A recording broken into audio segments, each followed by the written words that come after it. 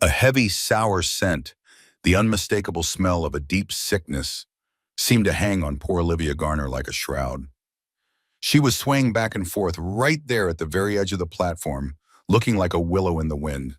The whole world was a dirty brown blur on that dusty train platform, and her vision was swimming something awful. Everything was hazy and distorted under the harsh glare of that merciless Colorado sun. That sun just beat down on her, offering no comfort, only a searing, blinding heat.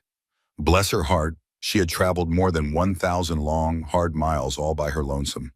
She came all this way with the hope of marrying a man she had only known through letters.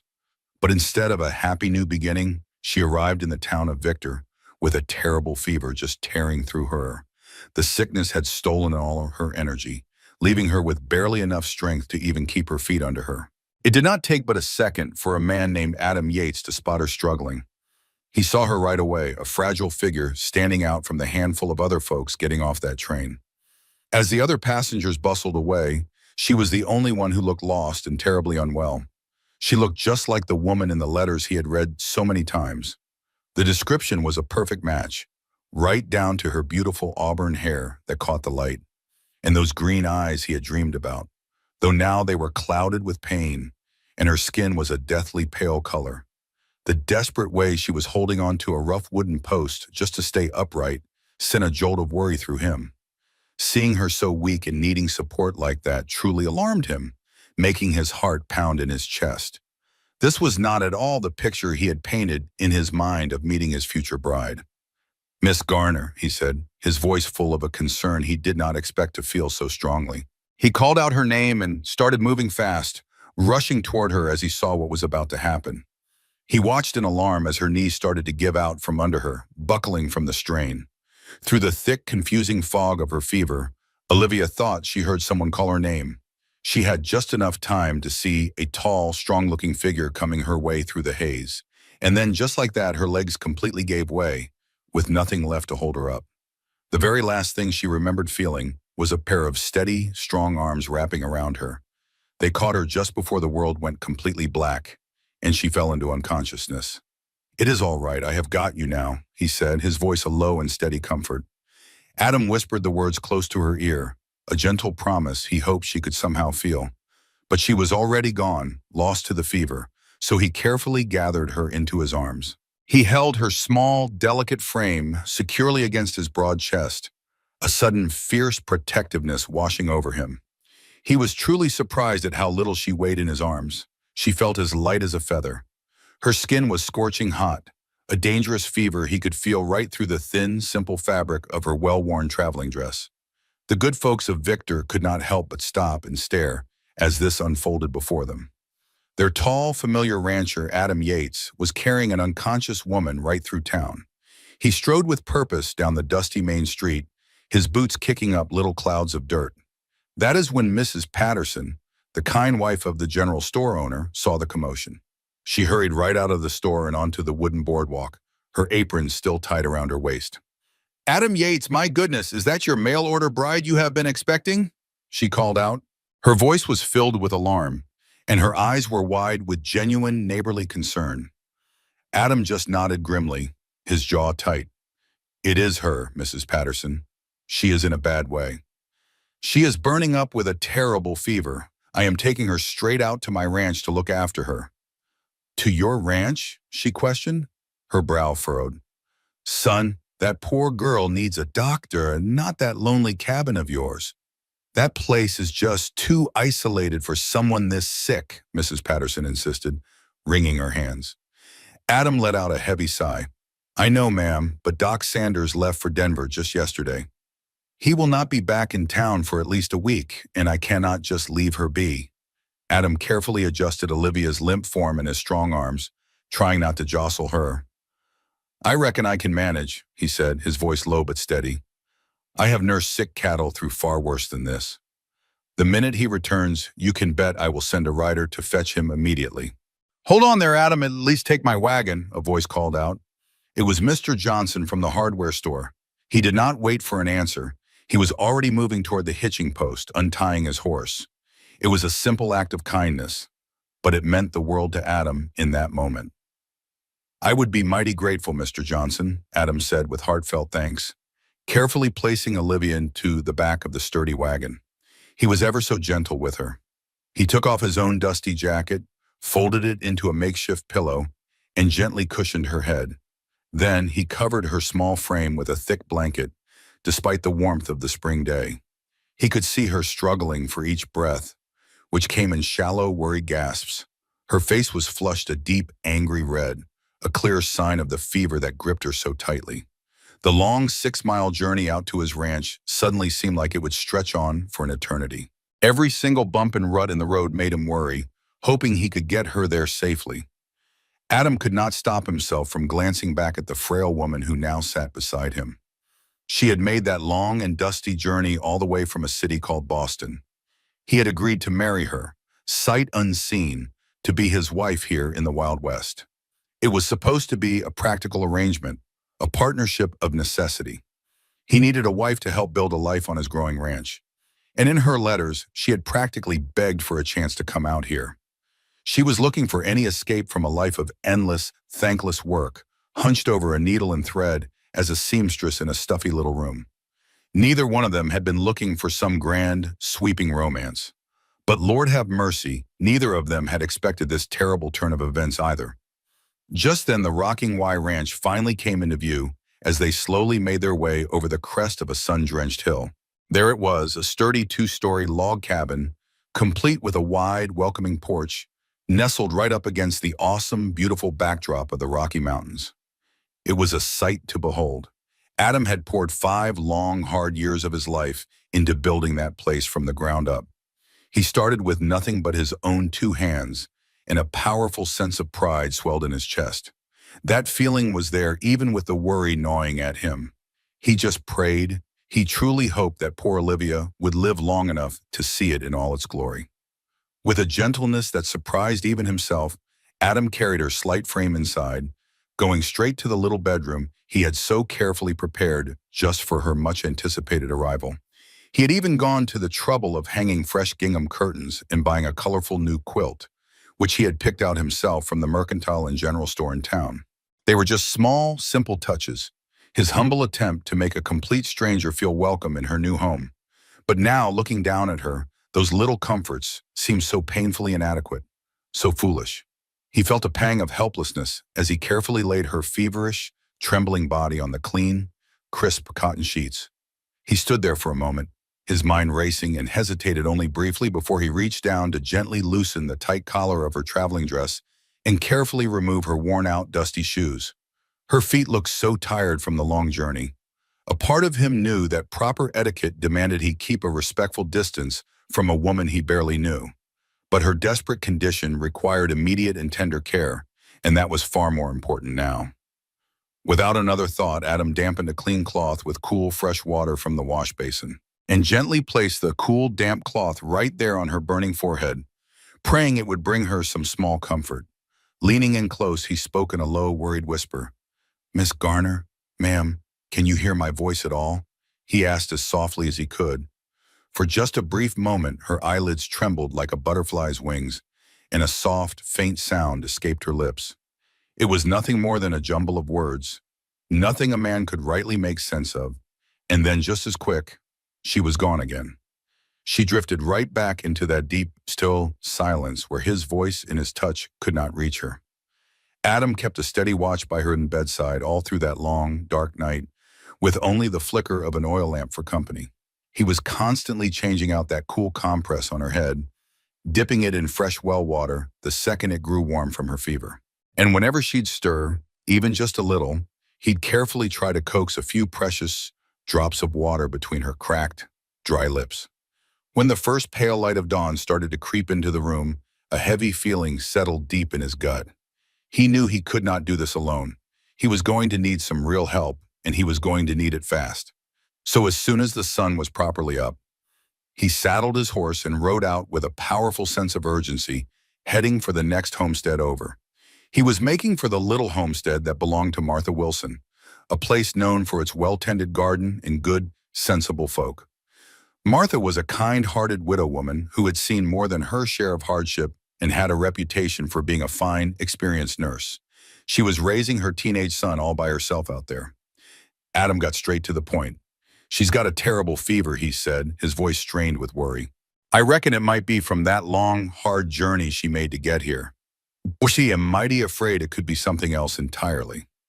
Something a whole lot worse, Adam finished explaining, his voice full of concern, right after Martha had taken a good long look at poor Olivia. Martha had gently checked Olivia's pulse and laid a knowing hand on her brow, her expression growing more serious by the minute. You could see the worry plain as day etched on her kind, weathered face, every line telling a story of deep and immediate concern. Well now, she said, her voice steady and calm, this could be that influenza that is going around. Or it might be something nastier like typhoid fever. It is mighty hard to say for sure right now. The first thing we need to do is get some willow bark tea brewing to fight this thing. That will help bring that fire down, and we have to get plenty of water into her system, even if it is one spoonful at a time. Bless her heart, the poor thing is as dry as a West Texas creek bed in August. Under Martha's steady command, a sense of order returned to the worried household. Following her expert guidance, Adam and Martha became a dedicated team, working side by side without taking a moment's rest. They toiled together clear on through the long, hot Texas day, doing every single thing they could think of for the sick woman in the bed. Adam headed straight down to the creek bed, his boots sinking in the soft mud, to gather up strips of fresh, potent willow bark. Meanwhile, back in the small cabin's kitchen, Martha was busy preparing nourishing, warm broths, the kind that could put the life back into a body. She also spent a good deal of time gently bathing Olivia's skin, which was burning hot to the touch, using cloths soaked in cool water. She used that cool water to offer what little relief she could manage. But eventually the sun started to dip low in the sky, and Martha knew she had to get back. She had her own livestock to feed and a whole list of chores to see to back at her own place, so she prepared to leave Adam for the night. But before she walked out the door, she gave Adam a list of very clear and detailed instructions. Now you listen here, she said. You are in charge tonight. That is a good heart you have in there, Adam Yates, Martha, the doctor's wife, said, pulling her shawl tight. She paused in the doorway, her face filled with a deep respect for the man before her. Most men in these parts, bless their hearts, would have just dropped that poor girl off at the hotel in Victor. Or they would have put her on the very next train and sent her right back where she came from. No questions asked. Adam simply shook his head as she left, the idea of abandoning Olivia feeling all wrong. She came clear across the country, he mumbled. All this way, just to marry a stranger like me. The least I can do is make sure she gets back on her feet. It felt like his solemn duty to see her well. Once the house grew quiet, he was left alone with the sleeping woman. He settled into his worn chair and carefully unfolded her bundle of letters by the warm, flickering lamplight. Every loop and line of her perfect handwriting told him he was reading the words of a truly intelligent woman. And underneath that smart mind, he could sense a powerful determination, a spirit that refused to be broken. She had written with such passion about her dreams of starting over, of building a completely new life out here, a life in the wide-open West, far away from the gray, smoky skies and the loud, clattering factories of Boston. He could almost smell the soot on the page as she described her old life. But about her own kin, she was surprisingly quiet. She only mentioned her family once, just to say that her dear mother and father had passed on. It had happened many years ago, and their passing had left her completely and totally alone in this world.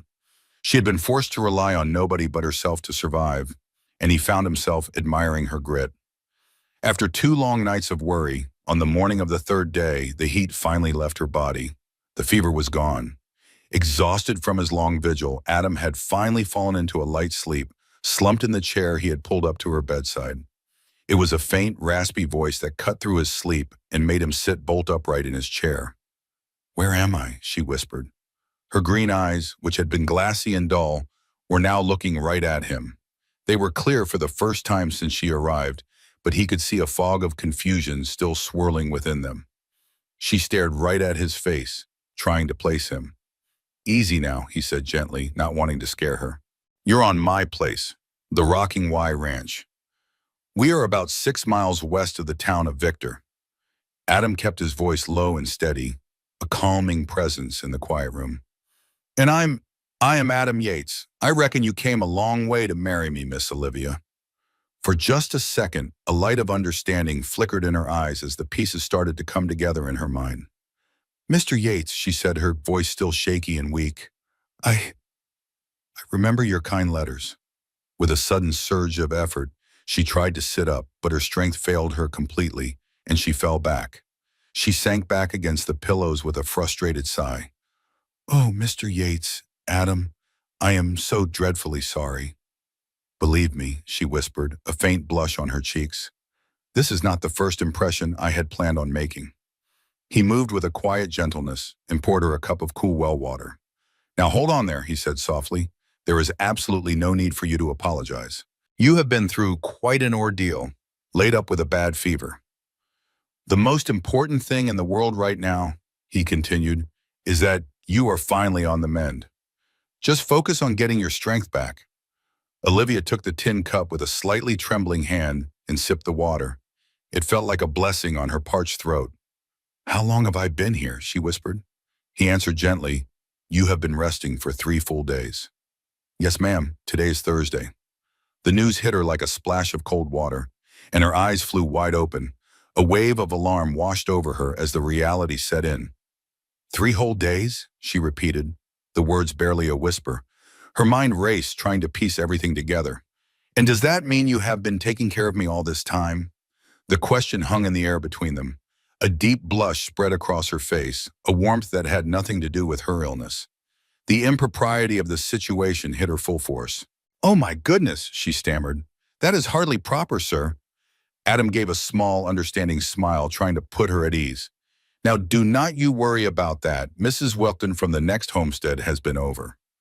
She has been a tremendous help, a real godsend, Adam assured her, his voice steady and calm. She is a good woman and a good neighbor. He met her worried gaze directly, a hint of a reassuring twinkle in his eye. And I want you to know, I have been a perfect gentleman the entire time. You have my solemn promise on that. Despite her embarrassment, a small, genuine smile finally touched her lips. The smile softened her features.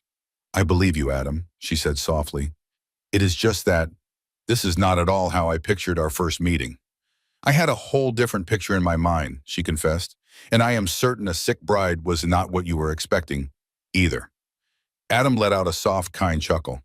Well, life is full of surprises. The good news is we have plenty of time ahead of us. We can get properly acquainted just as soon as you are all healed up and feeling strong again. His gentle words were a comfort to her soul, and over the next few days, Olivia's strength slowly began to return to her.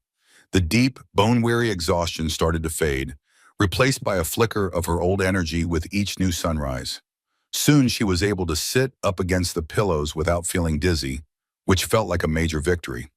From there, she progressed to taking short, careful walks from the bed to the window and back again.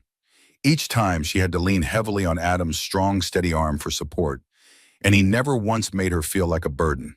He brought her simple but nourishing meals of broth and toast on a wooden tray. To pass the long hours, he would sit and read to her. His voice was calm and soothing as he read articles from the weekly paper or chapters from the few adventure novels he owned. It was a small collection of books, but she cherished the gesture more than he knew. Exactly 1 week after she first arrived, she felt a new resolve. Olivia woke up that morning and insisted that she was through being an invalid. She was determined to make her way downstairs. Though he seemed hesitant, Adam saw the fire in her eyes and carefully helped her down the wooden stairs to the kitchen table. He positioned her chair in the best spot in the house, where she could finally look out the window and see her new home. She gazed out at the vast Texas ranch, a beautiful expanse of rolling prairie spreading out before them under a big blue sky. She winded out at the wide open pastures, stretching as far as the eye could see and dotted with his herd of cattle.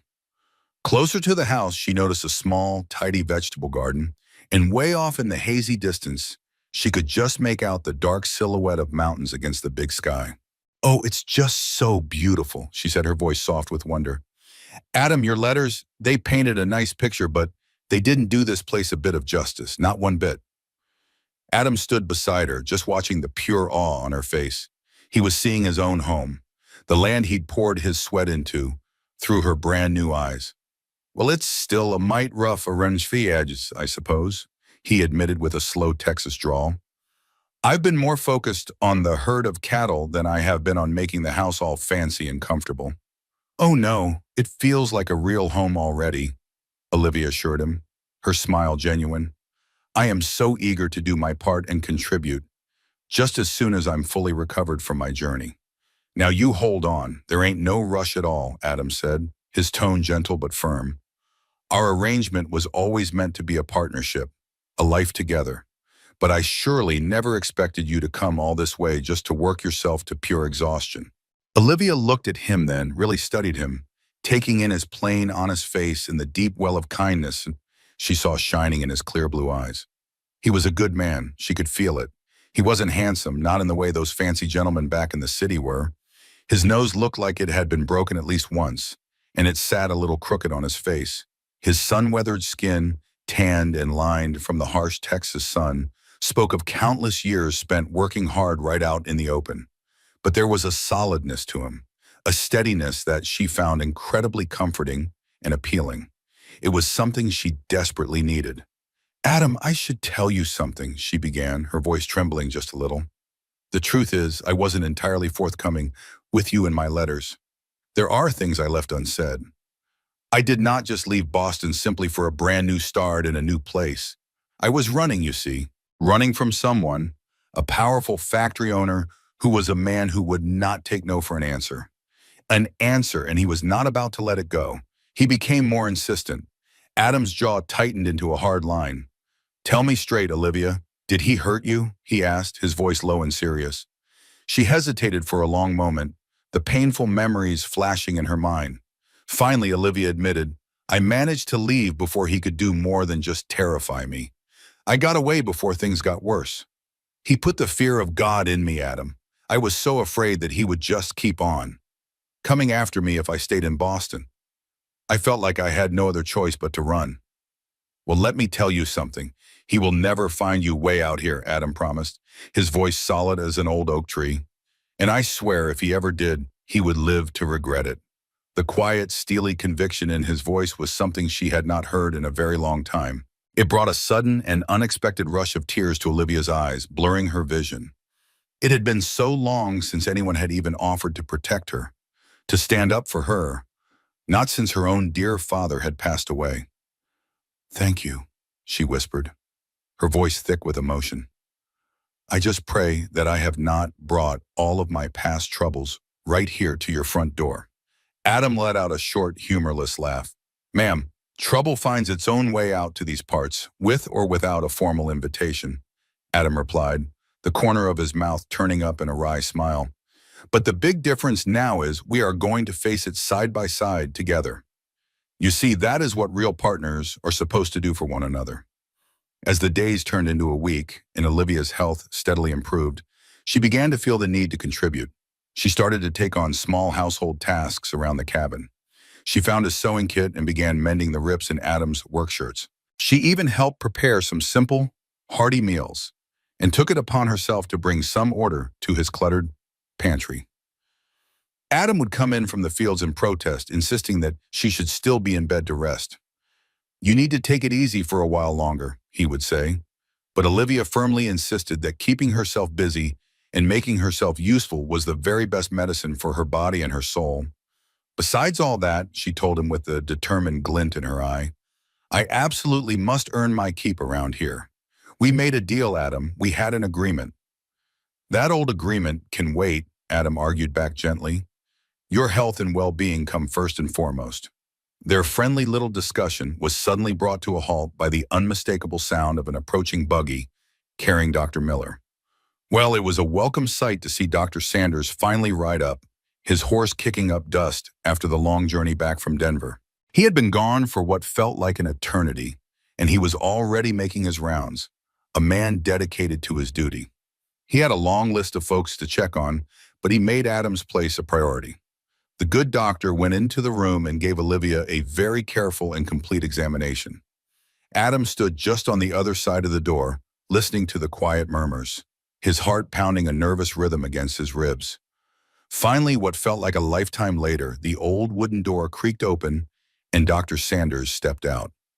He had a calm, kind look on his face that immediately put Adam's worried mind at ease. He told Adam, "Son, she is on the mend. It looks like she caught a terrible case of the influenza. From what I can tell, it was made a whole lot worse by her long trip out here." The doctor explained that the sheer exhaustion from all that travel had just worn her body down completely. "I have left some medicinal powders for you to give her, just in case any of that fever tries to creep back in. But I believe the worst of it has passed. She has turned a corner, thanks to good care."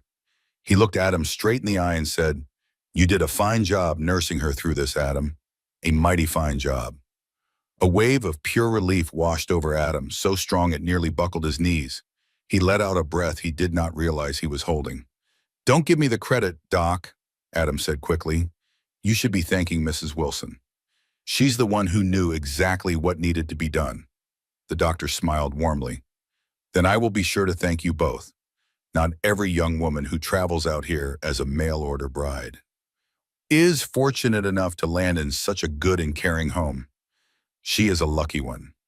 Then the doctor leaned in a little closer, lowering his voice to a confidential whisper. "You know that fella Jenkins? The one who has that plot over by the creek? Well, his intended bride finally arrived last week. But the poor girl had a bit of a persistent cough from the journey, nothing more than a tickle in her throat, too. And that man, Jenkins, he put her right back on the next stagecoach heading east. He told folks he was not about to accept, and I quote, damaged goods. Can you imagine the coldness of that?" Adam's friendly face turned hard as stone. "Doctor," he said, his voice low and steady, "Miss Garner is not a piece of freight. She is not goods of any kind, damaged or otherwise. She is a human being. And she was a person who was sick and deserved to be cared for with kindness and respect." Dr. Sanders' smile returned, this time full of admiration. He clapped a firm, proud hand on Adam's shoulder. "And that right there, son," the doctor said with a nod, "is exactly why she is going to do just fine right here with you. Now you just keep a close watch on her for another week, maybe a little longer. And do not let her do any strenuous work just yet. Her body needs time to heal up proper." After the doctor's buggy was just a small dust cloud in the distance, Adam quietly went back into the house and found Olivia sitting up in the chair by the window. Staring out the window, her face a canvas of quiet contemplation. "The doctor had some good news," he said. "You are going to make a full and complete recovery." Adam relayed the message to her, his voice filled with a relief he could not hide. Olivia turned and gave a slow nod. "Yes, he also told me something else, about how very fortunate I am. It seems that some men in these parts would have simply walked away from a bride who had fallen so ill." Adam shifted his weight from one foot to the other, feeling the heat rise in his neck under her steady gaze. "Well, I am not some men," he said plainly. She smiled softly, a real smile this time. "No," she agreed in a near whisper. "No, Adam, you most certainly are not." And as the warm Texas spring gave way to the long, hot days of summer, Olivia felt her true strength returning, filling her up completely, better than before. With her health back, she was determined to take over all of the duties of the household, insisting that it was her place, freeing Adam to focus all his energy on the hard work the ranch demanded. Soon enough, they settled into a life with a comfortable and predictable routine. Adam was always rising long before the sun came up, heading out in the cool darkness to tend to the cattle. Olivia found her own rhythm in preparing hearty meals to fuel him and maintaining their simple little house, making it feel like a real home for the first time. It was in the quiet evenings, after the day's work was done, that they would sit on the wide front porch and just talk, slowly learning about each other's pasts, sharing their life stories one small piece at a time. She came to learn that Adam had made his way west when he was only 17 years old, working tough jobs as a common ranch hand for years, saving every dime he could until he had finally saved enough to stake a claim on his very own piece of land. He told her how he had lost both of his parents to a terrible cholera outbreak when he was just a boy, and that he had been sent to be raised by a stern uncle who taught him everything there was to know about ranching, but taught him precious little about kindness or the importance of a gentle touch. All that hardship forged a powerful dream deep inside of him. His life's goal was to build the Rocking Y into a legacy, one of the biggest and most successful cattle ranches in all of Texas. He was mighty proud of his ranching operations out there in the high country of Colorado. As he got to know her, he discovered that Olivia had a surprising secret she had taught. She had taught herself how to read, piecing together words from old, discarded newspapers she found long before she ever saw the inside of a proper school. She only got to go to school every now and then, in between working all sorts of little jobs just to help her family make ends meet and keep food on the table. After her dear mother and father passed on, she had to face the world all alone. She ended up working long hours in a loud, dusty textile factory, carefully saving every last penny she earned, but all while putting up with some truly awful and harsh working conditions that would have broken most folks, but not her. Her quiet, unwavering determination really impressed him. It was a strength he admired. It was just as impressive as how smart and capable she was becoming around his ranch. A full 2 months had passed since the day she arrived on his doorstep, and in all that time they still had not spoken a single word about getting married. You see, the original agreement they made through the letters was for them to marry right away within a week of her stepping off the train, but of course her sudden and serious illness had thrown a big wrench into all of those plans. And since she got well, neither one of them had found the courage to bring the subject up. That quiet tension finally came to a head one afternoon when they decided to go to the big Independence Day festival, the 4th of July celebration everyone talked about. The whole big to-do was being held down in the nearby town of Victor. This was a special day for Olivia, her first real trip out into the world since. She had finally gotten her strength back, and she made sure to wear her very best outfit, a simple but pretty blue cotton dress that looked just wonderful. The color of it perfectly complemented her fiery auburn hair, which she had spent a good long while arranging so carefully. Adam just froze and stared when she walked down the stairs into the main room. He was completely taken aback. "You look absolutely beautiful," he said, the honest words just tumbling out of him. They came straight from his heart before his mind could even think to stop them. A sweet pink blush rose on Olivia's cheeks. "Why, thank you, Adam. It feels so good to dress properly again after weeks of recovery." In town, they were immediately surrounded by curious neighbors, eager to meet the mail-order bride who had arrived so dramatically. Olivia handled the attention graciously, though Adam noticed her tension when Mrs. Henderson asked pointedly when the wedding would take place. "We haven't set a date yet," Adam answered, placing a protective hand on Olivia's back. Miss Garner needed time to recover. "Recovered now, isn't she?" pressed Mrs. Henderson. "People are talking. You know, a single woman living with an unmarried man, even under contract, isn't proper." Olivia's smile remained fixed, but Adam felt her stiffen beneath his hand. Later, as they watched the fireworks bloom over the mountains, Adam broached the subject. "I'm sorry about Mrs. Henderson. She has a talent for discomfort." "She wasn't wrong," Olivia replied quietly. "Our arrangement is unusual. Perhaps we should discuss our plans." Adam turned to face her, the colored lights of the fireworks playing across her features. "I won't hold you to our agreement if you've changed your mind. You've seen the reality of ranch life. It's hard work in isolation. Now, if you want to return to Boston or try your luck elsewhere, I'll provide the fare." Olivia looked surprised. "Do you want me to leave?" "No," Adam said quickly. "That's not what I meant. I want you to be sure. Marriage should be a choice, not an obligation." "I've had time to observe you, Adam Yates," Olivia said carefully. "You're a man of your word. You work hard. You treated me with kindness when I was ill, and respect as I recovered. Those are good foundations." She paused. "But what about you? You agreed to marry a healthy, capable woman who could help run your ranch. Instead, you got someone who arrived too sick to stand." Adam reached for her hand, surprising both of them with a gesture. "I got exactly who I was meant to have." The fireworks reached their finale, bursting in spectacular cascades of light, but neither noticed. Their eyes were locked on each other, a different kind of understanding passing between them. They were married the following Sunday by the traveling preacher who she made the long drive to visit Victor every single month, without fail. Their wedding ceremony was a simple affair, nothing too fancy, held right there in the little country church. The pews were filled with just a handful of kind neighbors, the folks who had watched their story unfold. Those good people were the only witnesses they needed to start their new life together. Olivia looked beautiful in her favorite blue sundress, the color of a clear Texas sky. She had woven little wildflowers she'd picked herself right into her hair, a touch of natural grace. Adam, bless his heart, had gone down to the silversmith in Creek to have a special ring made just for her. It was a simple, elegant band of pure silver, carefully etched by a master's hand. The etching showed the jagged peaks of the mountains, the very same ones they could see from their own front porch. It was a symbol of their home, a promise of a future fisher they would build right there, together. As the sun dipped below the horizon, their wedding night began, filling the small house with a quiet nervousness. A thick sense of anticipation hung in the air, a feeling both of them shared but neither dared to speak of. Now Adam had thoughtfully moved all his things into the small second bedroom home while Olivia was recovering.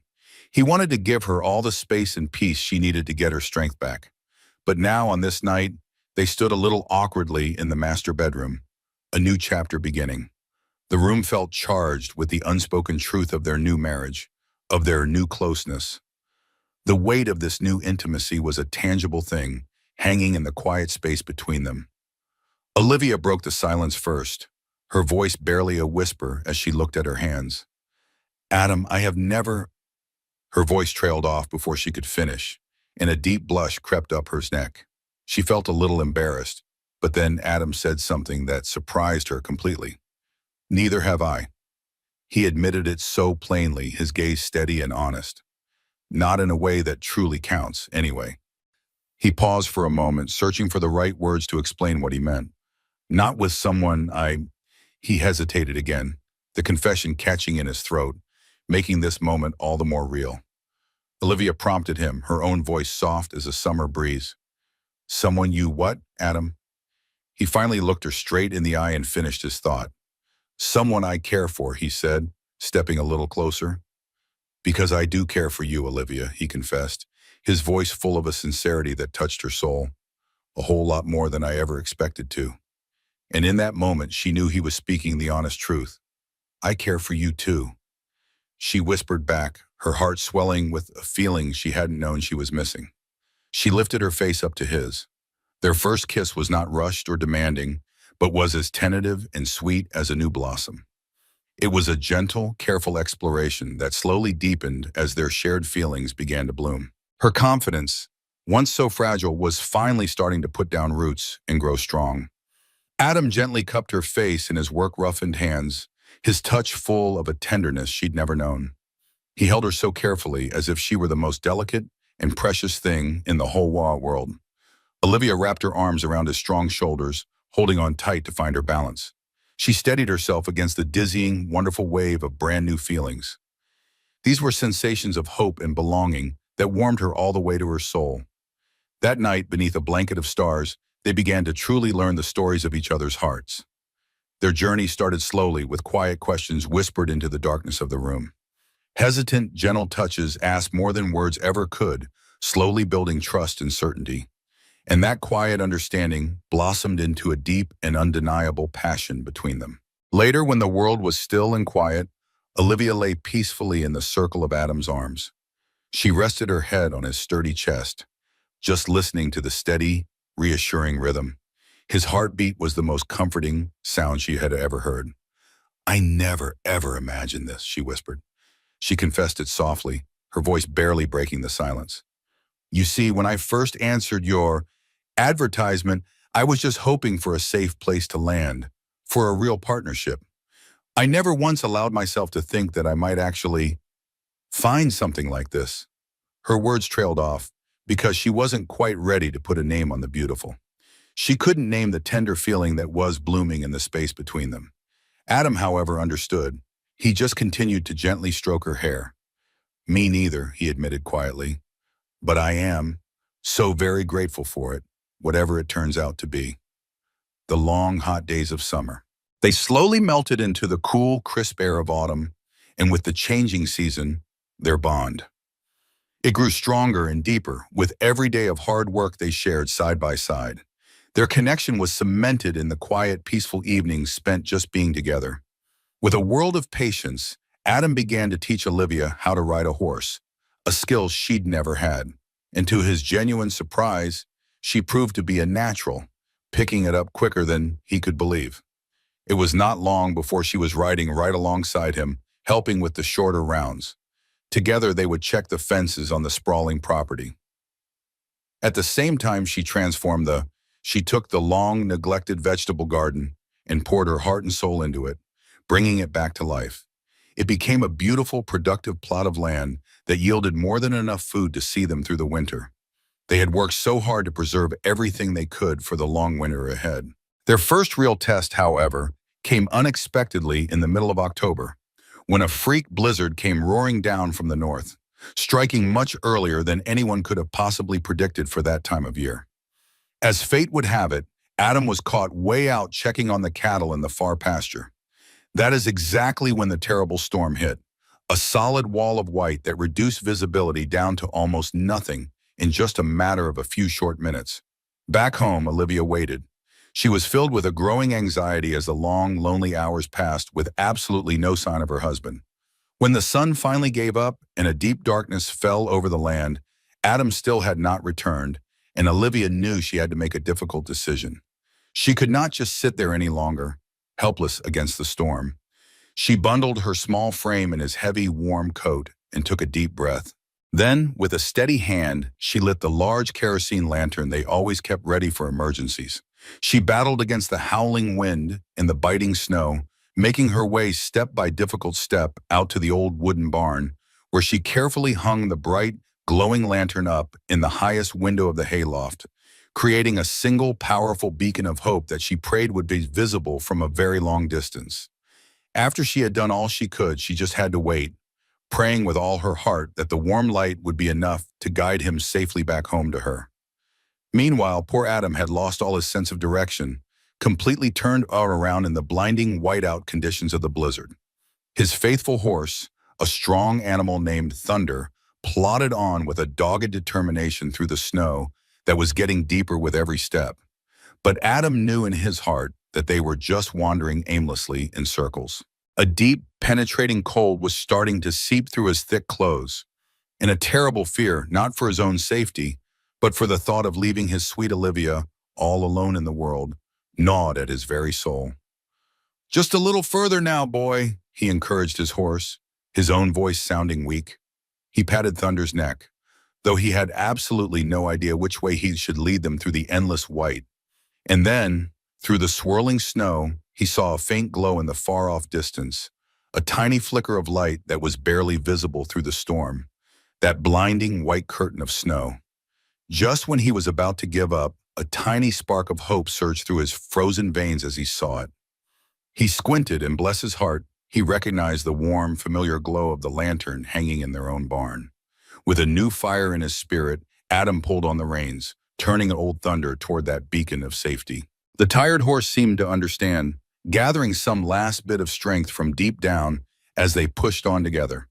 They struggled through the last few yards toward home. Inside the cabin, Olivia's head snapped up when she heard the unmistakable groan of the big barn door opening.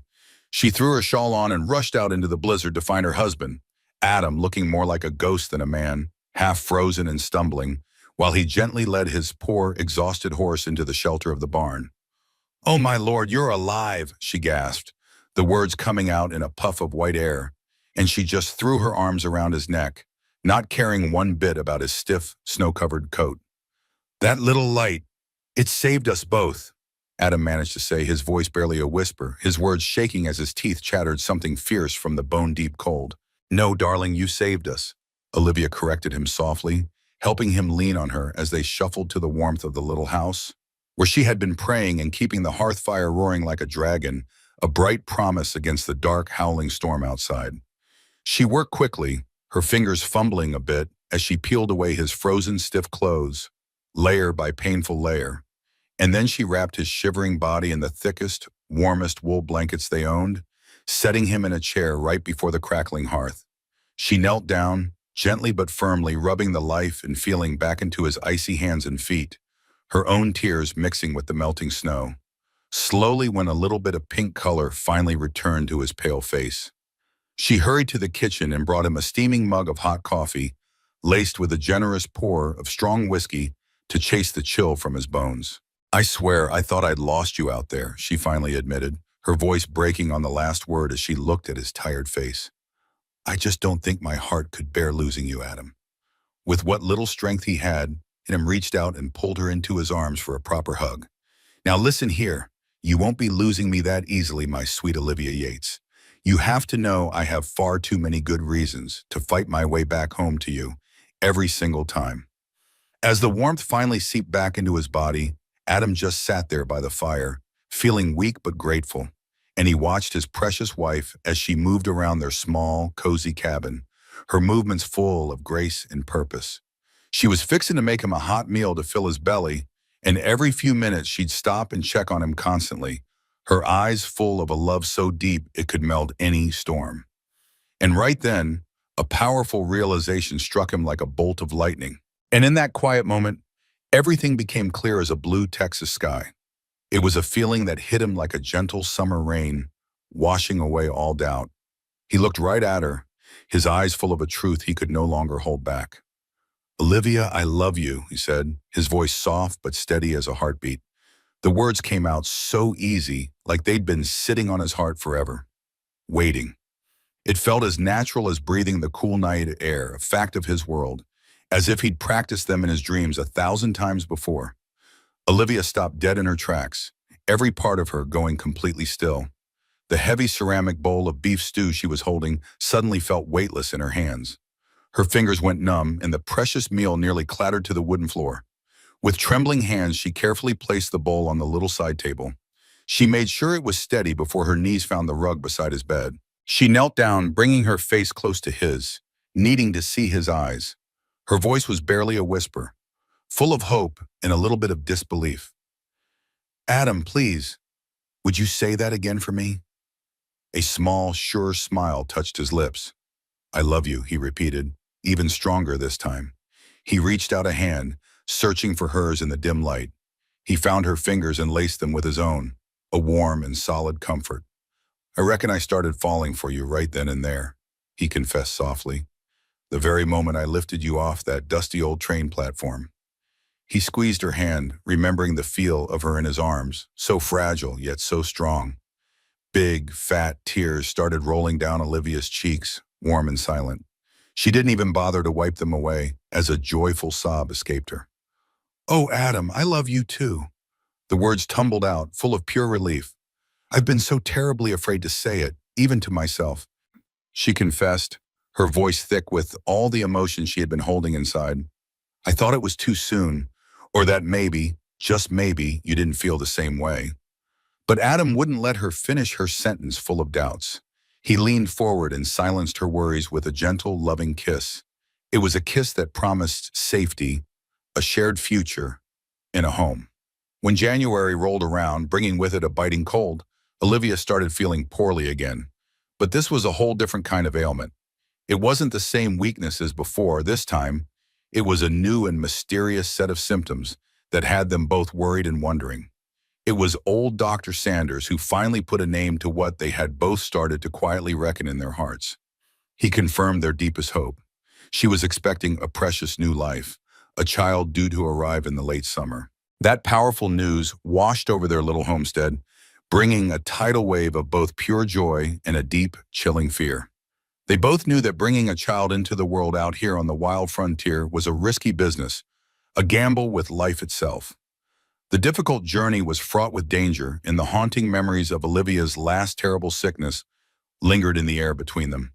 Those memories made Adam feel a fierce need to protect her, a feeling so strong it was like a fire in his chest. He watched her every move, making sure she was safe and sound, his heart aching with a love that was mixed with worry. Darling, maybe we ought to think about moving into town for a spell, he whispered, his voice full of concern.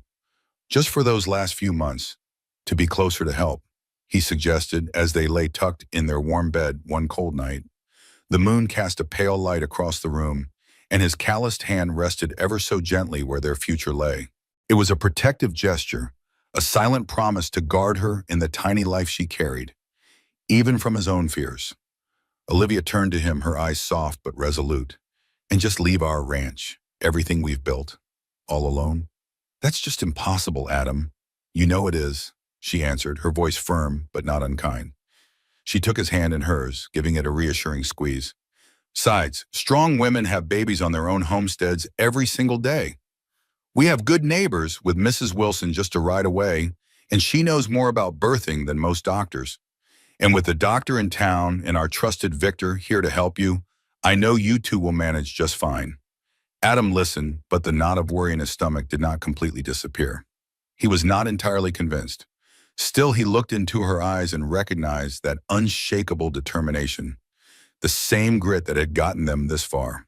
He saw the set of her jaw and knew there was no changing her mind. This was their home, and this was where their child would be born. All right, he sighed, giving in, but at the very least, let me hire on some extra help for the big spring roundup. That way I won't have to be so far out on the range. I can stay closer to the house, closer to you.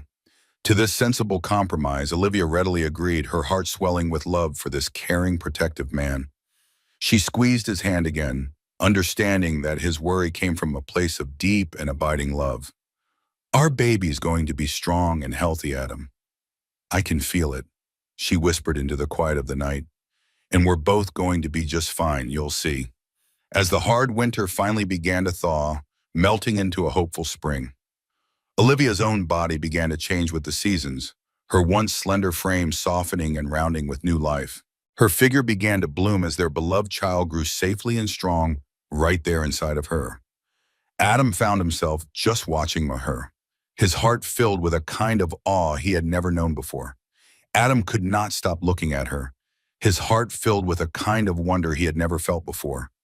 This tiny new life was proof of their love, a new root they were planting together on this land. When the bluebonnets began to cover the fields, it was time for the spring roundup. That busy season always brought extra hands to the ranch, and this year they hired 2 young cowboys. They were boys, really, full of energy and eager to prove they were men, and with them came an older fella named Hank. Hank was a man whose face was a roadmap of Texas weather, with decades of real-world experience. With a solid crew like that, Adam could finally tackle all the hard work that spring demanded. But the best part was he could get it all done while staying close to the main house. He made certain he was never more than a good holler away from Olivia, just in case. That peace of mind, knowing he was nearby, was worth more than gold to him. Now Olivia, she was a strong woman and insisted on keeping up with her normal daily chores. She was determined not to be treated like a delicate flower, and she kept going for as long as she could.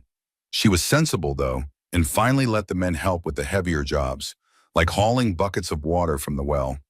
But she found her greatest joy in the quiet, hopeful moments she spent preparing for the baby. With her own loving hands, she was turning the small second bedroom into a warm and welcoming nursery. She would sit for hours in her rocking chair, sewing the tiniest little shirts from soft calico fabric. She had ordered the special material all the way from the general store in town. And during those peaceful evenings, with the crickets chirping a lullaby outside, she would knit a beautiful soft blanket. Every single loop of yarn was filled with all her hopes and dreams for their child. Then, one hot afternoon in late April, a lone rider appeared on the horizon, a dark shape against the bright sky. As he got closer, they saw he was a well-dressed stranger, looking completely out of place in his fancy city clothes. He rode right up to the porch and introduced himself in a sharp, clipped voice. He said his name was Tobias Williams, a businessman all the way from a faraway place called Boston. Olivia was out in her vegetable garden at the time, her hands in the rich Texas soil, tending her plants. Adam was mending a nearby fence post, and he saw the man, but more importantly, he saw his wife's reaction. He watched her face go as pale as a sheet, the healthy color draining away, as if she had seen a ghost from her past. Mrs. Yates, Williams said, and his voice was smooth but had an edge as sharp as a knife, his smile never reaching his cold eyes. Or perhaps, he continued, letting the cruel words hang in the heavy air, I should be calling you Miss Garner. His nasty smile widened just a little bit. You did leave us in quite a rush, after all. Before another word could be spoken, Adam moved, positioning himself like a shield between this stranger and his precious Olivia. In a heartbeat, Adam moved, placing his own solid frame like a shield between the city man and his wife. He planted his feet firm in the Texas dirt and asked, "Just what kind of business do you have here, fella?" The man, Mr. Williams, barely glanced at him, his gaze sharp and calculating as he sized Adam up. His eyes were as cold and hard as river stones in the dead of winter, holding no kindness at all. "The young lady you're protecting, Miss Garner, used to work for me back in Boston," Williams said, his voice slick. "She saw fit to leave her position quite suddenly, without so much as a proper goodbye or a moment's notice. Worse than that, she helped herself to a generous amount of wages I had paid her in advance. That's a complete and utter lie," Olivia's voice rang out, clear as a bell, though Adam could feel her trembling behind him.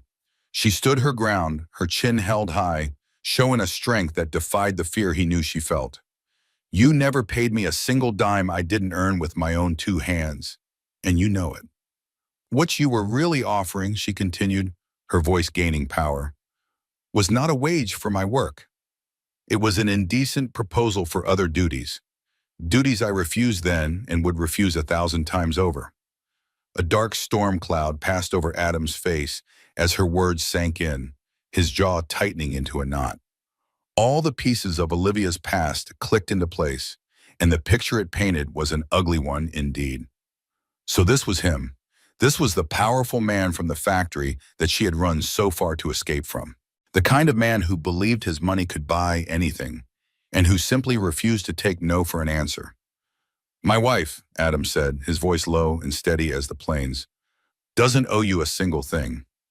So I strongly suggest you get back in your fancy carriage and leave our property before you regret it." Williams's lips twisted into a cruel, unpleasant smile that never came close to reaching his eyes. "Your wife?" he sneered, drawing the word out. "Well now, isn't that a convenient little arrangement for her? Tell me, Cowboy, did she happen to mention the promises she made to me before she disappeared? Did she tell you we were practically engaged to be married right before she decided to flee? She certainly had no complaints when she was accepting my expensive gifts and my constant attention. It seems she only developed these sudden high and mighty morals when it was time to hold up her end of the bargain. I never accepted anything from you that I didn't throw right back in your face," Olivia shot back. The raw anger in her voice finally burned away the last of her fear, leaving only pure fire. "I told you over and over again to leave me be, but you just wouldn't listen to a word I said. And that is why you threatened my job, isn't it? You tried to corner me with no way out." Hearing that, something inside Adam snapped. His hand moved slowly, almost like it had a mind of its own. It drifted instinctively toward the stock of the old hunting rifle that was always leaning right there by the door. Adam's whole body went tight, and he looked like he was fixing to launch himself right off that porch and against the porch post. But Olivia, bless her heart, saw the storm in his eyes and placed a gentle but very firm restraining hand on his powerful arm. "He is not worth the trouble, my love," she murmured, her voice a soft plea just for him. "He ain't worth it." Williams, of course, noticed the small gesture, and a cold, nasty laugh escaped his lips. "Well, I will be," he sneered, looking Adam up and down. "You have certainly trained this simple cowboy of yours, and trained him well, Olivia. But do not for one second think I have traveled all this miserable way across the country just to leave here empty-handed. I figure $200 should be enough to compensate me for the considerable inconvenience and embarrassment that you have caused me. So what will it be?" Adam's jaw tightened. "You will get absolutely nothing from us. You hear me?" Adam replied, his voice low and dangerous, so onerous. "Unless, of course, you are willing to accept a face full of hot lead if you do not get on your horse and ride out here right this very minute." The fancy businessman's smug expression finally melted away, replaced by a cold, hard glare. "Perhaps our local sheriff would be mighty interested to hear a little tale about how a certain woman from back east, a woman who was under contract to marry me, not only broke her promise, but also stole my money, and then fled out here to the Wild West like a common thief." "Well now, that is one story," Adam said calmly. but I reckon he would be far more interested in hearing the real story about how a wealthy Boston factory owner, with too much time on his hands, decided to travel hundreds upon hundreds of miles just to come and harass a respectable and very much married woman, Adam countered, stepping slightly in front of Olivia. You see, our Sheriff Bailey, well, he takes a mighty dim view of slick city men who come out here and try to threaten good, honest women, Mr. Williams. It is just not something we tolerate, and he is particularly protective of women who are carrying their precious children. As Adam spoke those last words, William's sharp gaze dropped down from Olivia's face to her middle, where the slight, gentle curve of her belly was just visible beneath the fabric of her simple apron. For a moment, a strange and unreadable emotion flickered in his cold eyes. Maybe it was bitter disappointment, or perhaps it was the sudden, sharp, and undeniable recognition that whatever power and control he once thought he had over her was now well and truly broken for good. You always were a stubborn woman, Olivia, he said at last, his voice flat and empty. Keep your dusty ranch and your new life, a miserable life out here in this godforsaken wilderness. Back in Boston, there are plenty of women who are much more accommodating, real women. With a sneer, he yanked his horse's reins and turned to ride away. He spurred his horse hard, not even bothering to look back at the mess he'd made. He left nothing but a cloud of dust and a heavy, awful tension hanging in the air. The second he was gone, all the strength seemed to drain right out of Olivia, and she sagged against Adam. She waited until Williams was just a tiny speck on the horizon. "Oh, Adam, I'm so sorry," she whispered, her voice trembling with leftover fear and new shame. "I swear I never in a million years thought he would follow me all the way out here." Adam just wrapped his arms around her, holding her steady and close. "Now listen here.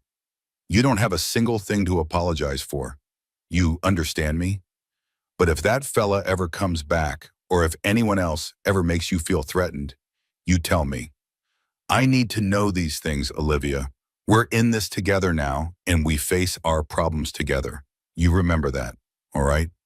That very night, sitting by the warm glow of the fireplace, Olivia finally told Adam the full and ugly story of Tobias Williams and his terrible behavior. She explained his months of persistent, unwanted attention and how it had finally pushed her to make the desperate decision to answer Adam's newspaper advertisement for a wife.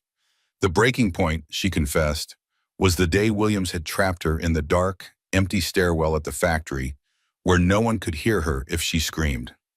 Her escape from the city had to be quick and quiet, forcing her to leave almost everything she owned behind. All her keepsakes and memories were abandoned as she raced to the station. She got on that westbound train with nothing more than a single small trunk that held only the barest of essentials. "I know I should have told you everything right from the very beginning," she concluded, her voice thick with regret. "But I was just so afraid you might not understand. I was terrified you would think poorly of me, or worse, believe that I was just bringing a world of trouble right here to your front door." Adam listened to every word, his expression serious. Then he gently cupped her tear-streaked face in his big, warm hands. "Olivia," he said, his voice steady and true, "there is absolutely nothing that could make me think less of you. And as for trouble, well, it surely did come knocking on our door. That is for certain. But we stood shoulder to shoulder and faced it down together. You can bet your last dollar that fella won't be showing his face around here ever again." And you know what? Adam had been right all along. That scoundrel Tobias Williams was never seen again anywhere near the lands of the Rocking Y Ranch. Though, as word travels fast in these parts, they later heard a little story. It seems he had tried to go crying and plead his sorry case with our good Sheriff Bailey, only to find out the sheriff is a man who does not suffer fools gladly. He was firmly advised to get himself out of the territory and not let the sun set on him there. And with that, a peaceful summer rolled in. The rains that season brought up fields of lush, green grass for all the cattle to graze on. And as the ranch prospered, they were busy with their own happy preparations for the baby's arrival. Adam, bless his heart, worked day and night to expand their little house, adding on a proper bathroom that had a brand new pump, one that brought fresh, cool water straight from the well right into the house. Now that was a modern luxury Olivia had not ever expected to have. but she appreciated it more than words could ever say. As her belly grew and it became harder to get around, dear Mrs. Wilson started visiting, almost at every day, bringing her wisdom and kind advice that calmed Olivia's nerves. She brought a peaceful reassurance with her, along with all sorts of practical handmade gifts. She had made herself for the little one on the way, the whole community of hardworking ranching families around them, who had at first been mighty curious about the mail order. Bride from back east had now fully and warmly accepted Olivier's as one of their very own. The other ranch wives would bring over jars of their sweetest peach preserves and beautiful hand-stitched quilts, while all their husbands came by to help. Adam built a fine little cradle, crafting it carefully from strong, seasoned pine wood that would last a lifetime. Then, in the simmering heat of early August, during a particularly blistering hot spell, Olivia's long-awaited labor finally began. Adam, he jumped into action. He sent one of his fastest ranch hands racing off to town, kicking up a cloud of dust to fetch Dr. Sanders as fast as his horse could gallop, while the ever-calm Mrs. Wilson took complete charge of the birthing room with a steady hand. All poor Adam could do was pace the front porch, praying for his wife and child. Adam paced the worn wooden floors, listening anxiously as Olivia's cries of pain echoed from the other room. The sounds traveled right through the thin walls of their small house, making him feel completely and utterly helpless. He was a man who could fix anything, but he could not do a single thing against her pain, and it was eating him alive. After 16 of the longest and most grueling hours of his life, the bedroom door finally opened and Dr. Sanders appeared. The old doctor emerged from the bedroom, and the look on his face made Adam's heart stop in his chest. He was weary, bone-tired even, but a slow, pleased smile spread across his face. "Well, congratulations, son. Adam, I am happy to tell you that you have a healthy son, and just as important, your wife is going to be fine. She is terribly tired, of course, but she is well." A powerful wave of relief washed over Adam. It felt like the first cool summer rain after a long, hard drought, settling all the dust and fear in his soul. He tiptoed into the now quiet bedroom, his heart full, and that is where he found his Olivia. She was propped up against a small mountain of pillows, and her face, while pale and tired, seemed to glow. She looked completely exhausted, bless her heart, but she was also radiant as she cradled a tiny bundle in her arms. It was a precious little bundle, all wrapped up in the soft blue blanket she had spent so many nights working on. He remembered her knitting it by the fire, her hands moving with such love. "Come and meet your son," she said. Her voice was just a whisper as Adam approached the bed, moving so cautiously as if he were on sacred ground. "His name is Samuel Yates," she told him, her eyes bright with happy tears. "I wanted to name him after my father." With hands that shook just a little, Adam gently took the newborn from her, marveling at the tiny life he held. He studied the impossibly tiny features, the little button nose and perfect little ears that somehow looked so familiar. He saw a perfect combination of his own strong jaw and Olivia's soft chin. Right then, the baby's eyes fluttered open. They opened for just a second, a pair of unfocused, cloudy blue eyes, the color of a hazy Texas morning. Adam reckoned they would probably darken to a deep brown one day, a perfect match to his very own. "He's perfect, Olivia," Adam murmured, his voice thick with an emotion so big it nearly choked him. He was completely overcome with a feeling he had never known before. "No, you're perfect," Olivia whispered back. She smiled that tired but beautiful smile that always made his heart skip a beat.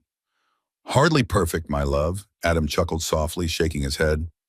"I am just doing my best for my new family." Adam sat down ever so carefully on the edge of the bed beside her, trying not to disturb her. He settled in, still holding their son, feeling like the richest man in the whole world. "Can you even remember it? Do you remember the day you first arrived here? You were so sick you were too weak to even stand up. You couldn't even stand on the train platform by yourself." She looked at him, her eyes distant.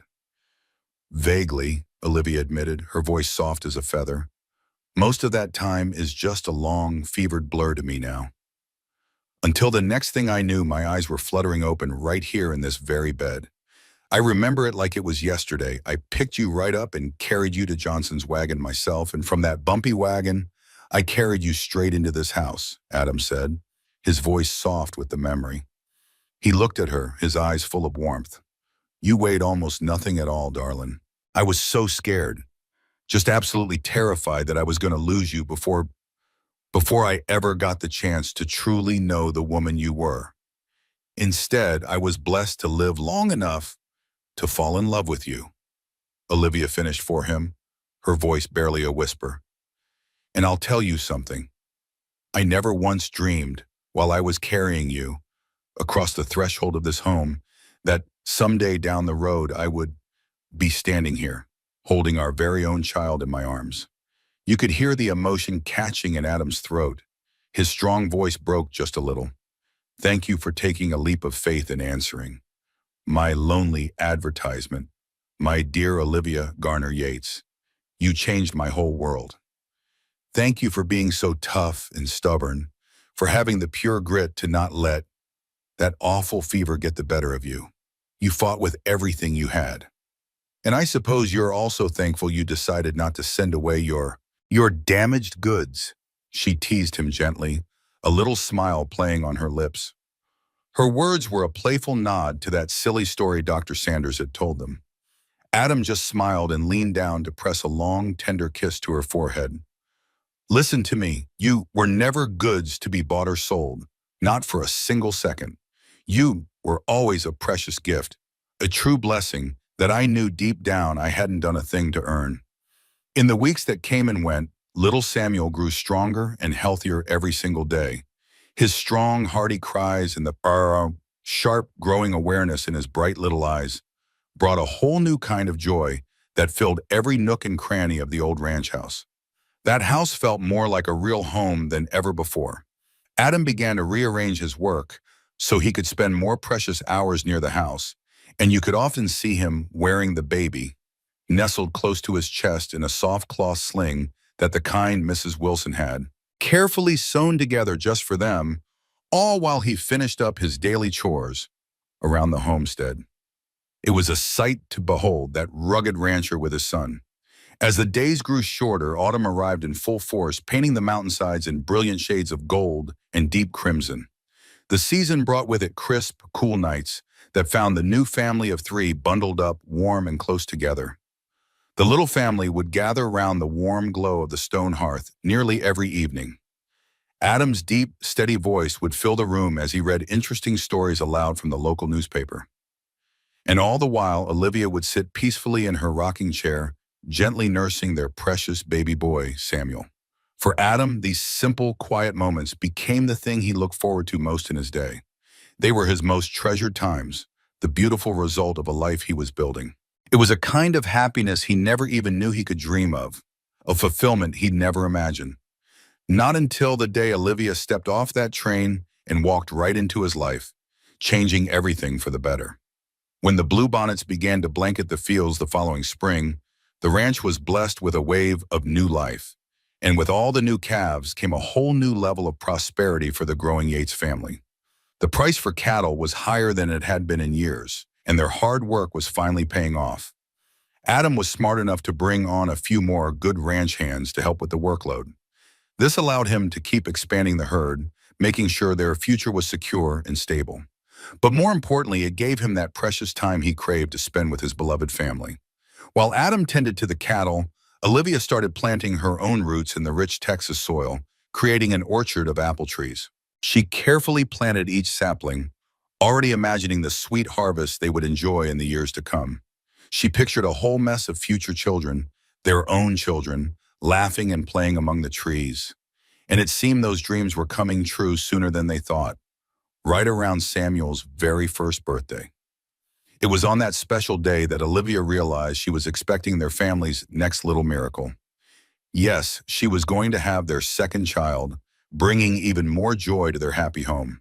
This time around, the pregnancy was a whole lot easier for her, a welcome change from the first one. It was as if her body now understood the beautiful, demanding work of creating a new life. Even old Dr. Sanders, who was a man who'd seen it all, took notice of the difference. He kept a careful watch over her health as a good doctor does, but he couldn't help but be impressed. He had to agree with Olivia's own feeling that she was in absolutely wonderful health this time.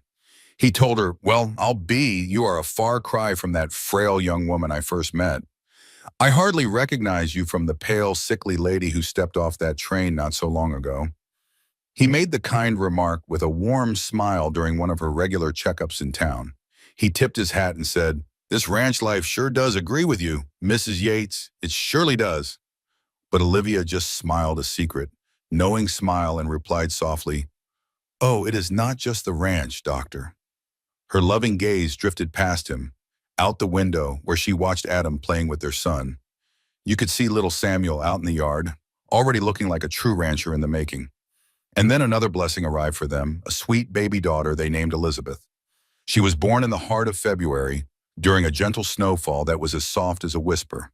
That snow covered the whole ranch in a perfect, quiet blanket of the purest white. Now, unlike her big brother's rough and worrisome entry into the world, Elizabeth's arrival was different.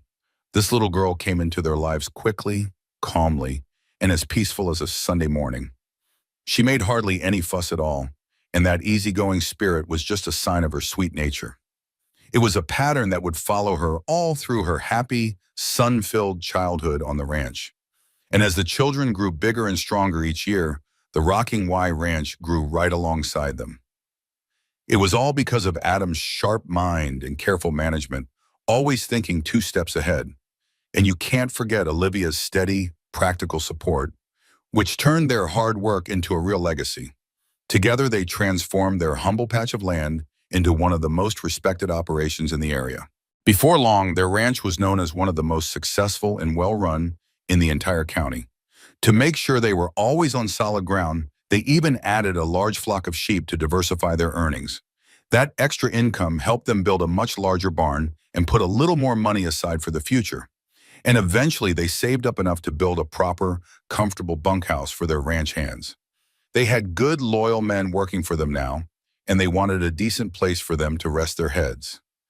These weren't just seasonal helpers. These men were there year-round, becoming part of the ranch family. When their 5th wedding anniversary came along, Adam decided it was time for a grand gesture. He completely surprised Olivia by telling her to pack her bags for a special trip to the big city of Denver. It was the first real vacation they had taken together, just the two of them since she first set foot in Colorado. This was their chance to be just a husband and wife again, away from the constant demands of the ranch. Of course, this wonderful trip wouldn't have been possible without their kind-hearted neighbor, Mrs. Wilson. That dear woman graciously stayed with Samuel and Elizabeth, spoiling them rotten while their folks were away. This allowed Adam and Olivia to spend 3 luxurious, worry-free days in the city. They checked into the magnificent Windsor Hotel, went to the theater to see a real stage play, and felt like royalty. They were dining in restaurants fancier and more elegant than they could have ever imagined. It was a whole different world from the simple, quiet life they knew back home in Victor. On their final evening in the city, as they were getting ready to head back to the ranch, Adam had one more surprise. Just as they were preparing to return home, Adam turned to Olivia with a sparkle in his eye and presented her with a small velvet box. Inside was a small, dark blue velvet box, the kind that feels soft as a whisper against your skin. He opened it to reveal a beautiful gold locket gleaming in the lamplight. "Go on, darling, open it," he urged gently.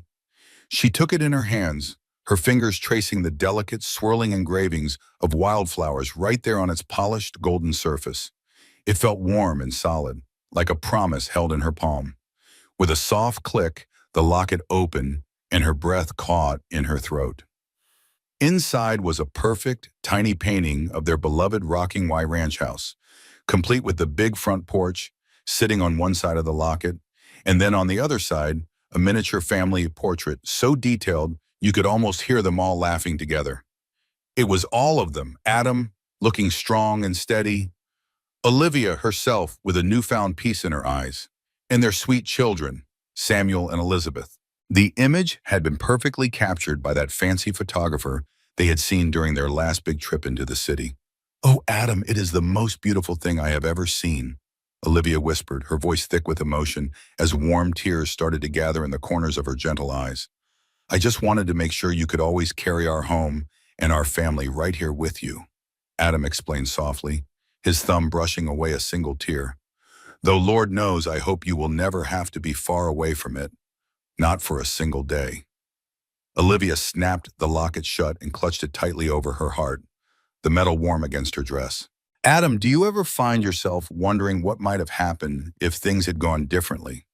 You know, if I had not gotten so terribly sick right after I first arrived here at the ranch, what if we had gone and gotten married right away, just like we had originally planned? Adam looked out at the twilight settling over the fields, considering her question with real seriousness.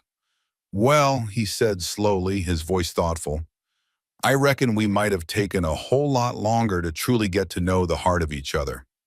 That fever of yours, as bad as it was, well, it forced us to learn how to take care of one another in a real way, long before we even thought about how to love one another. I suppose you could call it a strange kind of blessing in disguise. Olivia leaned her head on his shoulder, musing on his words.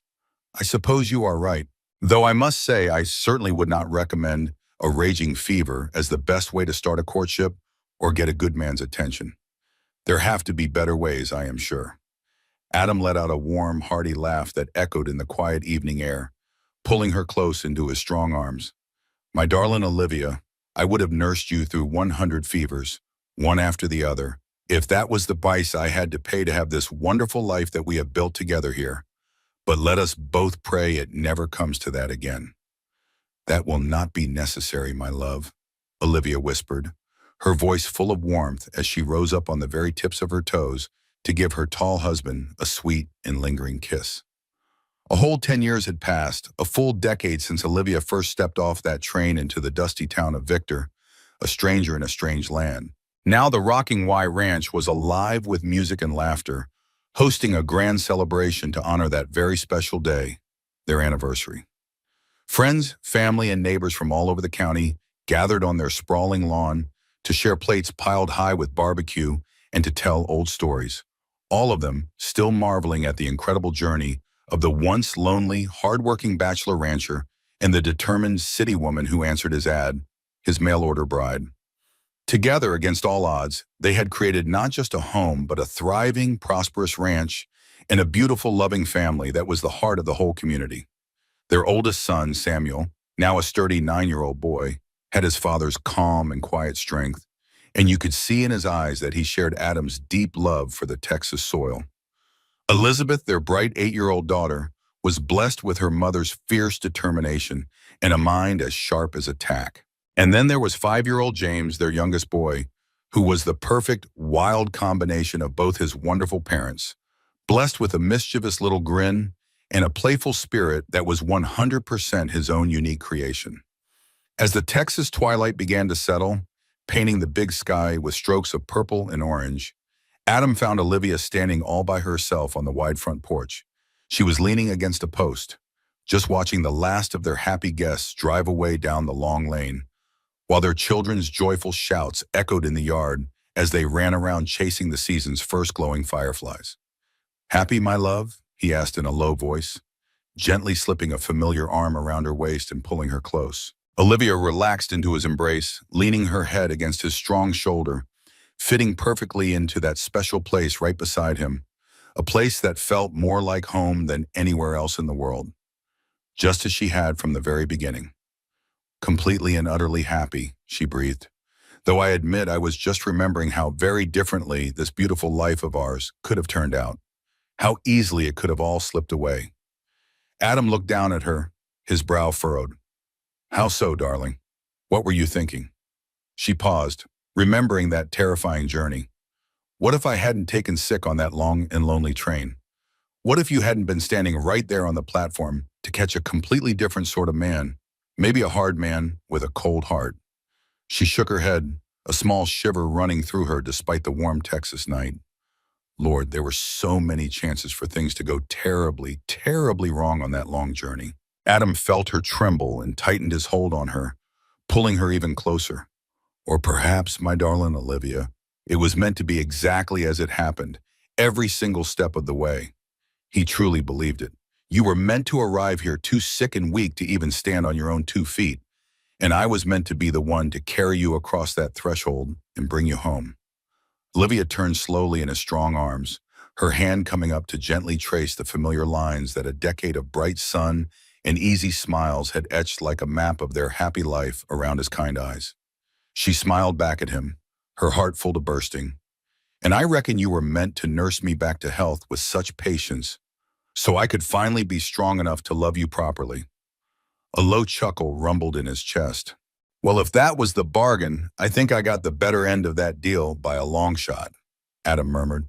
Murmur, his voice soft as he lowered his head to kiss her, his lips meeting hers with the very same breathtaking tenderness he had shown her that very first night, when they were strangers bound together as husband and wife. Out in the sprawling yard, the joyful sound of their children's laughter floated on the breeze, mingling with the steady, peaceful chirping of the crickets and the distant, gentle lowing of their cattle settling in for the night. It was the perfect soundtrack of the beautiful, sturdy life they had built together, a life that rose from an arrangement that began with nothing more than hopeful letters and grew through the trials of illness into a love as deep and wide as the Texas sky. As the first diamond bright stars emerged above the dark silhouette of the mountains, Adam and Olivia Yates stood together, wrapped in each other's arms, on the wide welcoming porch of the home they had made from scratch. Their incredible journey from two lonely strangers to beloved, inseparable partners was now complete. But their story, well, their story was truly just beginning. Their love just kept on growing, getting deeper and stronger with each passing season. That little mail-order bride, the one who had first shown up on his doorstep, was so terribly sick and weak that she could not even stand on her own 2 feet. But she found a whole new kind of strength in the steady, gentle arms of the cowboy who scooped her up and carried her into his home. And in the process of nursing her, bringing the color back to her cheeks, he found that his own life was changing too. His lonely heart, which had been closed off for so many years, finally started to heal. You see, what had started out as just a practical arrangement, a simple deal between two strangers, had unexpectedly blossomed into the deepest and truest love either of them could have ever possibly imagined. It was a love that was tougher and real, a love that would be their anchor and sustain them through absolutely everything. All the tough challenges and the sweet joys that life on the frontier was sure to throw their way. And that incredible love story would echo down through all the many generations of Yates family ranchers who would one day proudly call the Rocking Y Ranch their beloved home.